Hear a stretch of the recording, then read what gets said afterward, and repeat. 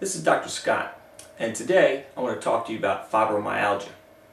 This is a complicated condition, and many doctors don't even want to treat these types of patients for many reasons. Many of these patients have been on up to 10 different medications, and they've had the condition for an average of 7 years before ever getting the diagnosis. By the time they get to my office, they've been around the block a few times.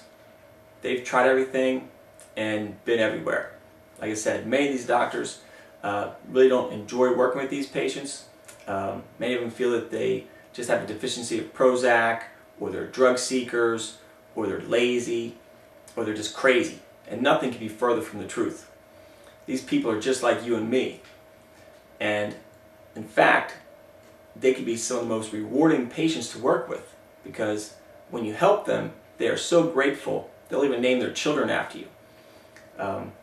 They'll tell everybody they know, fibro sufferers, family, friends. So it's really a joy to work with these types of patients. Unfortunately, many of these patients have been left to be treated by rheumatologists, and many of the papers have been authored by rheumatologists. And the unfortunate thing about this is that traditional medicine has really not had a very good track record with fibromyalgia. And that's one of the main reasons that a lot of doctors aren't very comfortable treating fibromyalgia patients. The only doctors who are getting any significant results with these patients are doctors that practice functional medicine. This is a system of assessing the body's function and making corrections to that function, not just treating the symptoms. The American College of Rheumatology's website states that the drugs that they use, Elavil, which is an antidepressant, Flexeril, a muscle relaxer, and drugs like Klonopin, which are tranquilizers, are no better than a placebo after 3 months of treatment. They go further to state that they don't recommend the use of muscle relaxers, long-term sleep aids like Ambien or tranquilizers, because they lose their effectiveness. So what they're saying is, good luck.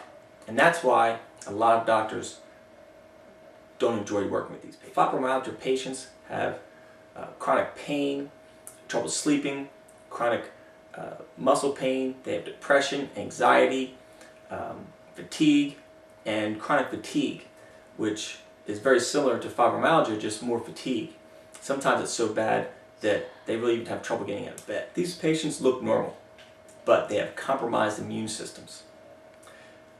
If many of us have viruses dormant in our bodies. If you've ever had a herpes virus or a cold sore, then you have the herpes virus dormant in your body. So most people with a healthy immune system can keep that virus in check. With fibromyalgia, their immune systems are so suppressed that they can't keep these different viruses in check. And that's why they have a host of different chronic symptoms. And that's why chasing the symptoms is going to always lead you in a roundabout fashion. This is a problem for modern medicine, as well as many natural or alternative practitioners as well.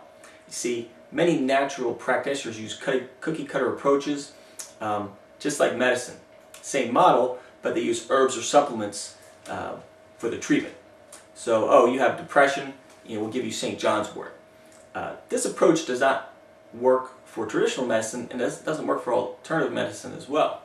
The symptoms of depression can be caused by hormone imbalances, nutrient deficiencies, blood sugar problems. And if you don't treat those underlying conditions, then you can continue to have another symptom pop up somewhere down the road. So this is what functional medicine is all about, and this is what makes us different. So this is why we get miraculous results with our patients. This is what functional medicine is all about, and this is why we get such miraculous results with our patients.